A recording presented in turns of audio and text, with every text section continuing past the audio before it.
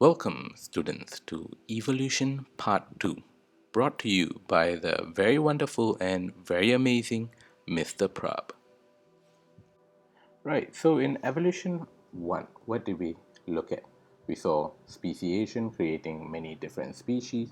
Now, what we need to look at is how to classify them, and that is where biological classification comes into play. So, as the name suggests, this whole part of evolution talks about classifying all our species into their specific taxonomic groups. Okay, so what does this mean is that the organisms are going to be classified based on the shared characteristics amongst them. So we need a order to everything, just like how you classify yourself as Singaporean, then maybe from Tampines, then being a Rafflesian, blah blah blah. Even for organisms, we classify them under very specific categories. So we go from kingdom, phylum, class, then order, then family. Then the last two most important categories are that of genus and species. Now, how I like to remember it is just by telling myself kingdom, phylum, class, order, family, genus, species. Kingdom, phylum, class, order, family, genus, species. Okay, but I'm going to leave it up to you as to how you want to remember it, maybe by a mnemonic or an acronym, so be it. Okay. Now, by using the biological classification, or how some books call it Linnaean classification system, there are going to be certain advantages and certain disadvantages to this system.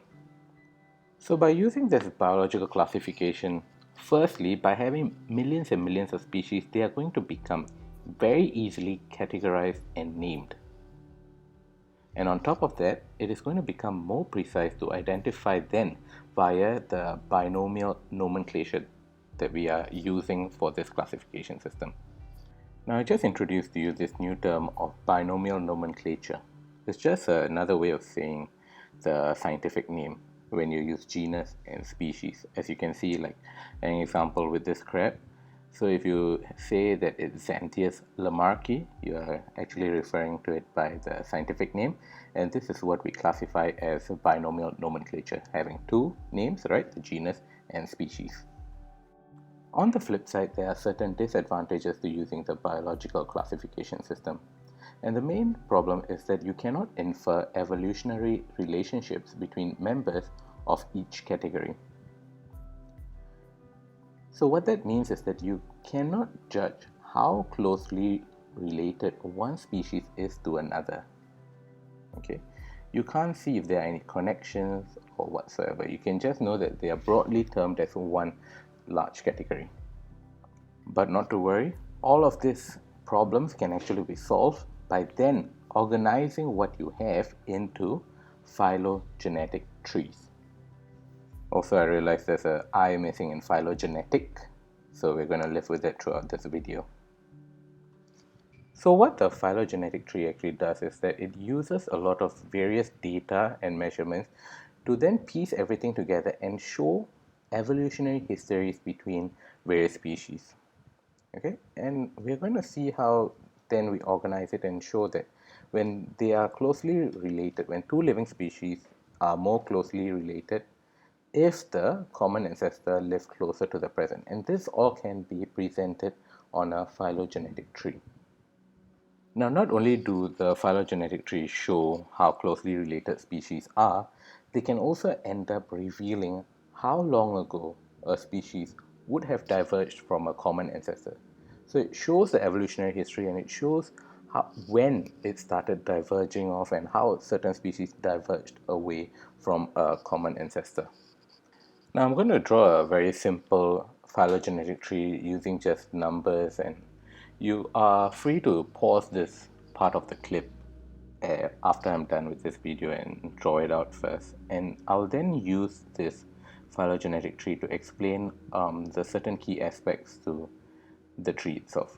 Okay, so let's say we have a phylogenetic tree as such with 4 species. Actually, there's 5. I've made a mistake. Okay, at the very bottom, the stalk, that indicates the ancestral lineage. From there, you have various speciation events over time. Then you end up with species 1, species 2, and species 3. So each node represents a speciation event in time. Then the node that separates between 1 and 4, or actually 1 and what is going to be 5, okay, because by right you're supposed to end off with a line to the right. Okay, that node for ancestor 1 and 5, that node actually represents a species that lived. It is the most recent common ancestor species of 1 and 5. Also remember, with the phylogenetic tree, I said that two living species are more closely related if the common ancestor lived closer to the present.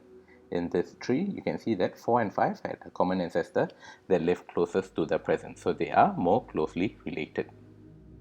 So now let's look closely at the phylogenetic tree and see really what is the basis of grouping. How do we get the phylogenetic tree, and what are the kinds of information that goes into building phylogenetic trees? Okay, so the basis of grouping actually is the evolutionary history.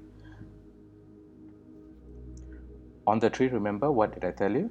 On the tree, when species are closely related, we have to group them closer together. So then what really is the information that's required, and how do we group it? Well, we say that we group them using homologous characteristics. Yeah, sorry about that mistake again. So what are homologous characteristics? Well, they are structures and sometimes features that are derived from a common ancestor. Okay, they can be both a feature or a structure. Okay, and this is as opposed to actually using something the opposite called analogous characteristics. Now, what is analogous characteristics? Well, basically they are characteristics that have evolved as a product of convergent evolution. So two totally different organisms having structures that end up looking very similar. One classic example that is often used for convergent evolution is something like that of the wings of bats and birds. Quite similar looking structures that are used for very similar purposes, yeah, to fly, obviously, but they came from very different ancestors, and they had a very different starting origin.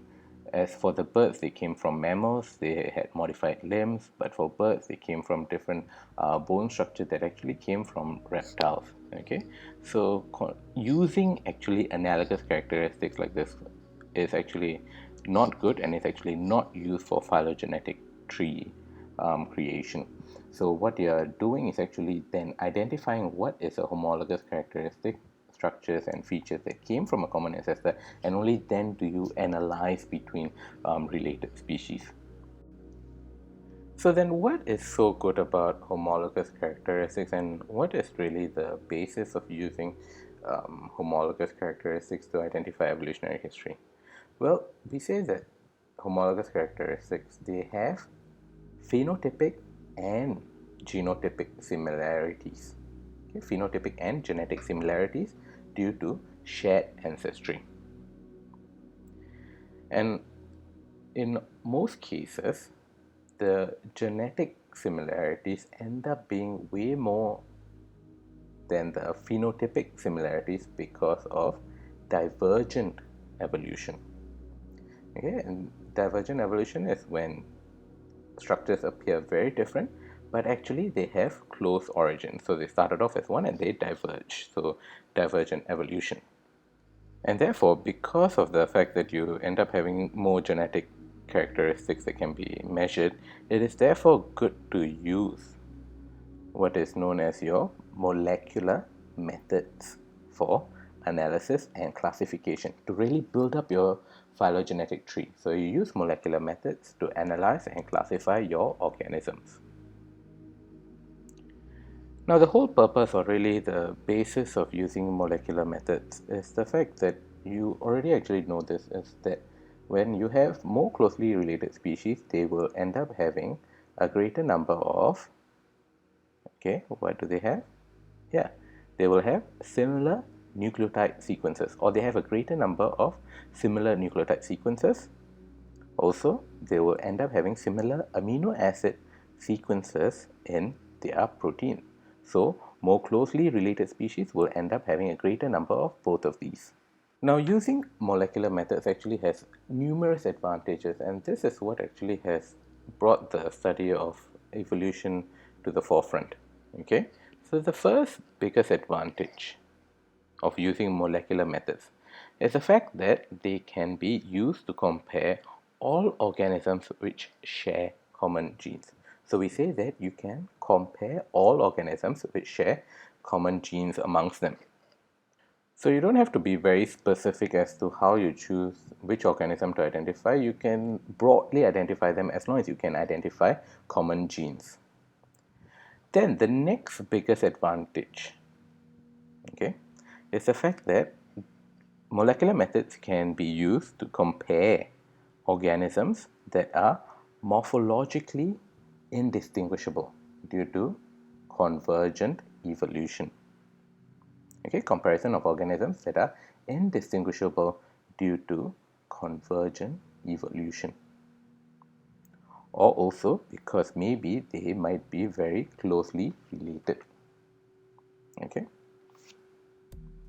and this is greatly seen with a lot of species of birds that are oftentimes very closely related, or actually sometimes evolved to look very closely related. Okay, so these are two flycatchers in America. One is more Northern America, one is more Western and Southwestern. Okay, these flycatchers, I think the Cordilleran flycatcher is actually more northern, while the Pacific slope flycatcher is actually way more West and Southwest America.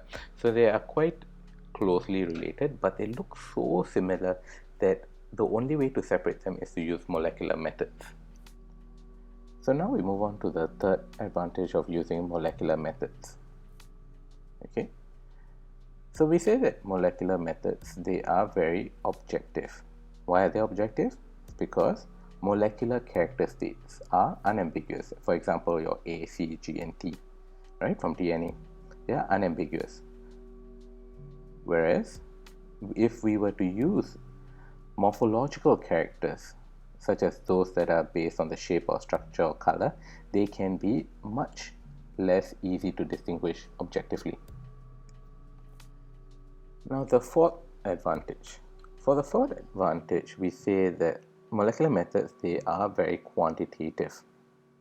Okay, molecular methods are quantitative because molecular data can actually be converted into numerical data. They can be converted into a numerical form or numerical data, and then you can perform various statistical analysis to this numerical data, and from there you can determine the degree of relatedness. So you can get all the molecular data, compare them, analyze them, and this will help you determine the degree of relatedness.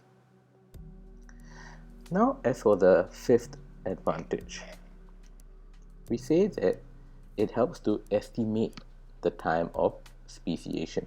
Molecular methods can help to estimate the time of speciation, and we do this because the changes in nucleotide sequences, okay, we know that the changes in nucleotide sequences, they are accumulated over much time, and not only that, but they also actually accumulate with clockwork regularity. And actually this molecular data then actually is a very good and very useful set of data that actually forms the basis of what is known as the molecular clock. So by using this, we actually estimate the time of speciation from all the way from modern to all the ancient species that we can find that are related to the organism in question. Now on to the next advantage. Okay, with some molecular differences, you know that it may actually not be reflected as a morphological difference, while small genetic differences can actually not result in a major phenotypic difference. So we say that this means that molecular data does not underestimate nor exaggerate differences, unlike morphological analysis. Okay, So some molecular differences may not be reflected as a morphological difference, while small genetic differences may not result in a major phenotypic difference. Now on to the seventh advantage of using molecular methods. Okay, so we actually say that molecular methods, they offer a large set of characters that can be studied quickly. Why? Because actually technically you can analyze each nucleotide position. Okay, so you can analyze each nucleotide position and can be studied very quickly. So this offers you a large set of characters. As for the eighth advantage, we say that nucleotide sequences, okay, they can be easily stored and accessed, and in this day and age they can be easily stored and accessed from electronic databases. Okay, so if you find a new species, you can actually go to the database, and you can this allows for very quick and comparative studies. So you can use what you're finding with something that has already been processed. As for the ninth and last advantage that we need to know, okay, we say that molecular methods allow for specimens not to be alive. So specimens need not be complete or actually alive for comparative analysis. All you need is just a sample of DNA. And this is what actually then allows you to compare living species right now to very, very old species that may only actually be present in fossilized samples. And with that, we're actually done talking about the advantages for using molecular methods, right? And as a lot of students like to ask me which of the 9 is most important, or do I have to memorize all 9? My answer is no. Okay, actually just be familiar with all of them, but if you want to know more closely, I would say the first 5 or first 6, they are probably the most important. Okay, if not, actually we are done now with this part of the video. Okay, don't worry, there's still actually a part 2 to evolution 2 because it's such a large topic. Okay, there will be another video, part 2 of actually evolution 2. Okay, and I will see you there. Alright, if not, thank you very much. It's been my pleasure.